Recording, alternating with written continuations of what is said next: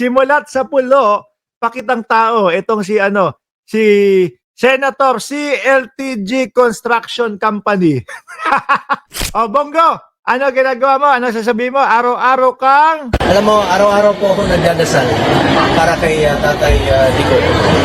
Hindi lang po bilang isang Mindanaoan, hindi lang po bilang trabaho sa kanya na napakatagal.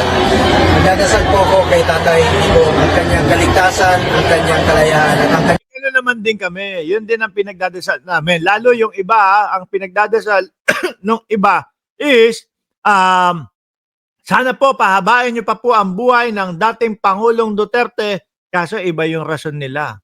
Para mapanagot daw doon sa mga nabiktima nung kanilang laban kontra sa ipinagbabawal na gamot. Bunggo. Yun yung pagdadasal nila.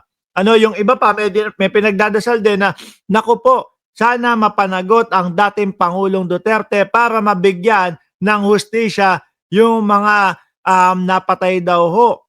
Lalo na yung mga kabataan, meron silang nadamay doon, 3 taong gulang, 4 na taong gulang, o involved ho ba yun sa ipinagbabawal na gamot?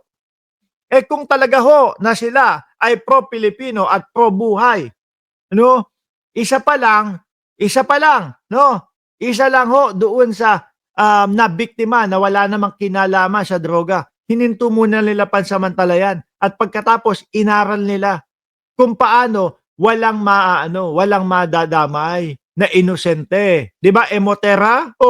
Hindi. Ang sasabihin sa inyo nitong mga ito ay collateral damage. Biruin mo, buhay ng anak mo, 3 taong gulang, nawala. Collateral damage lang ang sasabihin sa inyo.